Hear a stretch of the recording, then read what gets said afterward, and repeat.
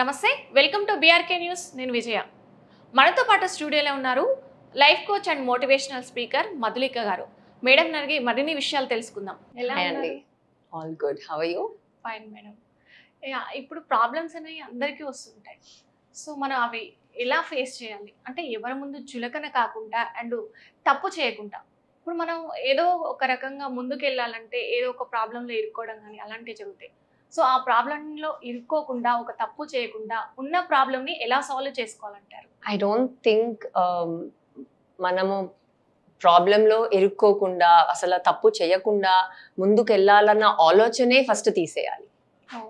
I mean తప్పు జరిగితే ఏంటి, మిస్టేక్ అయితే ఇట్స్ హ్యూమన్. జనరల్గా తప్పు జరిగితే సరిదిద్దుకోవడం నేర్చుకోవాలి అన్న attitude is a better line of thought than తప్పు అసలు జరగకూడదు, నన్ను ఒకళ్ళు నా మీద ఒక ఫింగర్ ఎత్తి చూపించకూడదు. So I would say first let's look at it as తప్పు జరిగింది, ఓకే లెట్స్ ఓన్ ఇట్,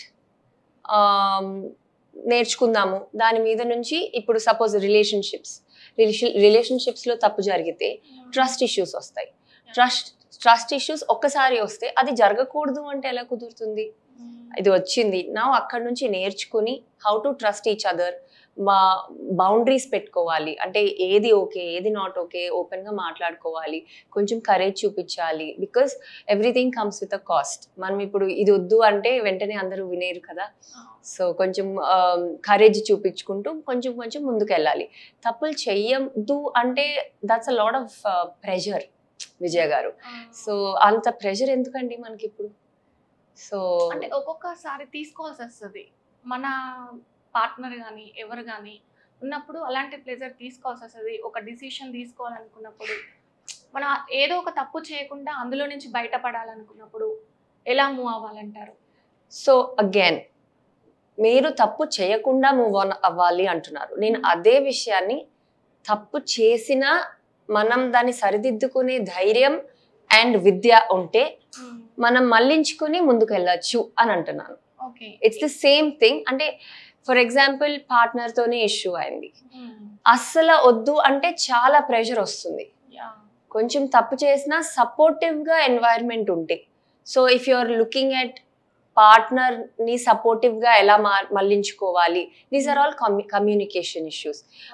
ఒక డెసిషన్ తీసుకుంటే అఫ్ కోర్స్ మనం డెసిషన్ తీసుకోవాలనుకున్నప్పుడు కరెక్ట్గానే తీసుకోవాలనుకుంటాము. ఎప్పుడు మనం ఇది తప్పు తీసుకోవాలి తర్వాత మనం సరిదిద్దుకోవాలి అన్న యాటిట్యూడ్ కూడా ఉండదు. So we do our best 75%. Will move forward with మనము కరెక్ట్గానే తీసుకోవాలి. కానీ మన చేతిలో లేనప్పుడు ఇట్స్ ఓకే అన్న యాటిట్యూడ్ ఉంటే అక్కడ నుంచి నేర్చుకోవడం. అంటే ఇప్పుడు మనము చిన్న పాప కింద పడితే నువ్వు కింద పడకూడదు అనకూడదు కదా, కింద పడ్డావు సరే దులుపుకుని పద అనాలి. That is as an attitude towards life. అసలు తప్పు జరగదు అనేది మనం అనుకోవద్దు. జరుగుతుంది హ్యూమన్ లైఫ్ లో, ఖచ్చితంగా తప్పు జరుగుతుంది. దాన్ని ఎలా ముందుకు తీసుకెళ్తూ ఉండాలనేది చెప్తున్నారు. Yes of course. ఇప్పుడు బాగా ప్లాన్ చేసి ప్రిపేర్ అయితే ఈ తప్పు జరిగే ఛాన్స్ తగ్గుతుంది. కరెక్ట్, తగ్గదు అని ఇప్పుడు ఇన్సూరెన్స్ వాళ్ళు కూడా చెప్పలేరు కదండి మన స్టాక్స్ పెరుగుతాయని. They are only giving advices. So I mean that is an example I can think of. Problem ని ఎలా సాల్వ్ చేసుకోవాలంటారు? See, first ప్రాబ్లం వస్తే పర్వాలేదు, లెట్స్ ఫేస్ ఇట్ అన్న యాటిట్యూడ్ ఉంటే ఎలా సాల్వ్ చేసుకోవాలి అనేది, మనం ప్రాబ్లం వచ్చినప్పుడు ధ్యాస ప్రాబ్లం మీద ఉందా ఆన్సర్ మీద ఉందా ఒకసారి చెక్ చేసుకోవాలి. నాకు మార్కులు రావటం లేదు ఎగ్జామ్లో, నాకు మార్కులు రావటం లేదు, బట్ ఎలా మార్కులు వస్తాయి, దట్ సొల్యూషన్. సో ఫస్ట్ మన ప్రాబ్లం మీద ఉన్న మైండ్ని తీసి సొల్యూషన్ మీద పెట్టాలి. That's number 1. దీంట్లో ఉన్న హిడెన్ యాటిట్యూడ్ ఏంటంటే నాకు ఈ ప్రాబ్లమ్ని ఫస్ట్ సాల్వ్ చేయాలని ఉంది.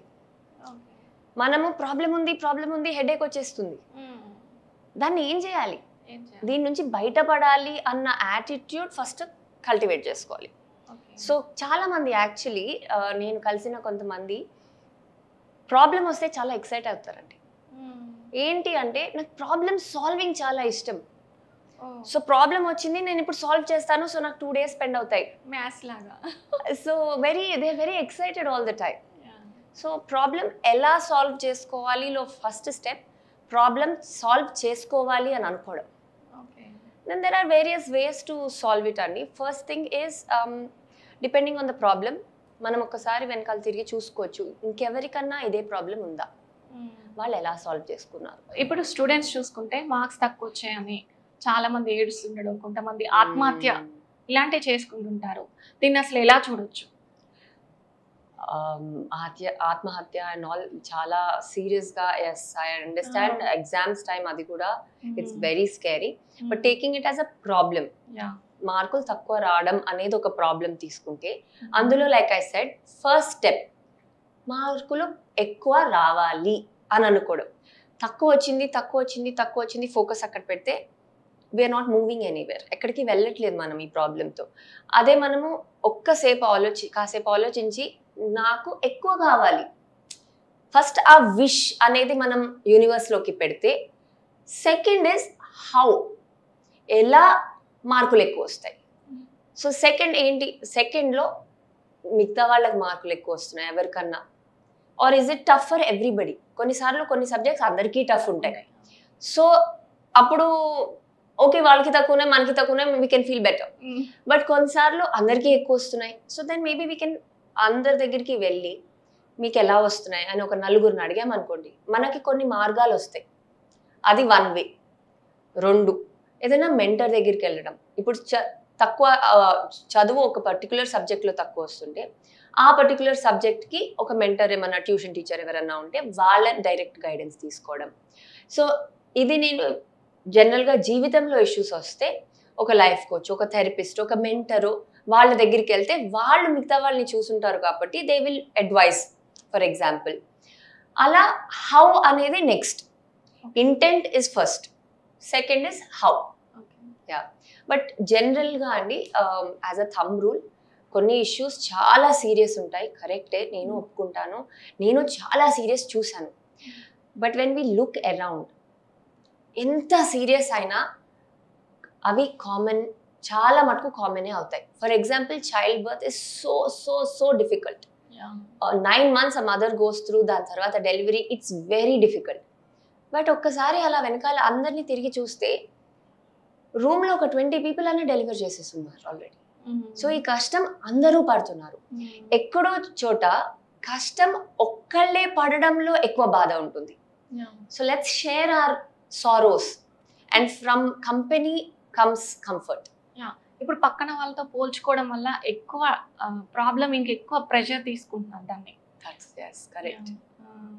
సో అట్లా అంటే పక్కన వాళ్ళతో పోల్చుకోకుండా, సో పక్కన వాళ్ళతో మాట్లాడమన్నప్పుడు 1 angle ఇస్ పక్కన వాళ్ళతో పోల్చుకోవడం, ఇంకొక యాంగిల్ ఇస్ పక్కన వాళ్ళ సపోర్ట్ తీసుకోవడం.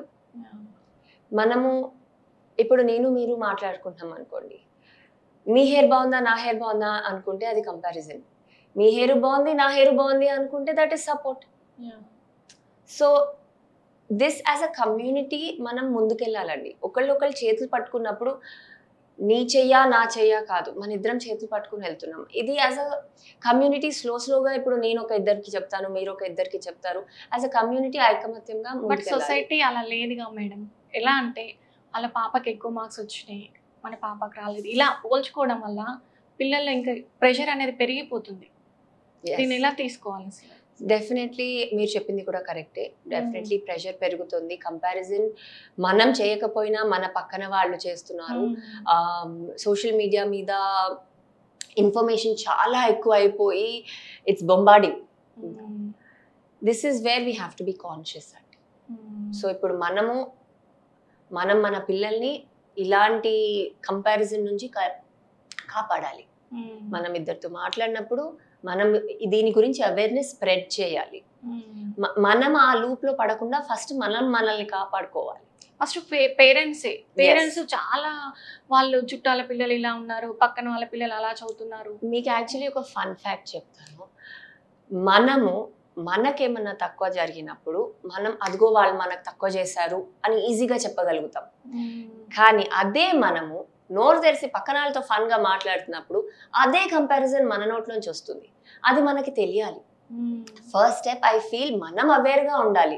మనం ఎక్కడ విక్టిమ్ అవుతున్నామో బాగా ఫ్లాగ్ పట్టుకుని చెప్పగలుగుతున్నాం, కానీ మనం ఎవరిని విక్టిమ్ గా మాట్లాడుతున్నామో, ఎవరిని విక్టిమ్ చేస్తున్నామో ఆ అవేర్నెస్ అందరికీ ఉండట్లే. దిస్ మిస్ మ్యాచ్ వల్ల కూడా మనము అందరినీ టాక్సిక్ గా చూడడం, this is a pattern I definitely see. So self awareness is both sides. మనకేం జరుగుతుంది, మనం ఏం చేస్తున్నాం. సో ఆటోమేటిక్ గా జనాలు అట్లా చేయడం, వేరే వాళ్ళని బ్లేమ్ చేస్తున్నాం అనేది వాళ్ళకి తెలియకుండానే చేసేస్తుంది. అది మన కండిషనింగ్ అండి. చిన్నప్పటి నుంచి మనము మీరు చెప్పినట్టు సొసైటీ అంతా ఒకలాగా పెరుగుతుంది. ఇప్పుడు మనం ఇంటర్నెట్ మీద కోచింగ్ వినేసి, థెరపీ వినేసి ఏదో డిఫరెంట్ గా అయిపోవాలని చూస్తాము, కానీ మనం conditioning is still that some times. So ఇది కొంచెం అవేర్నెస్ పెట్టి ప్రాక్టీస్ తో we can easily get out of this. Okay, thank you so much.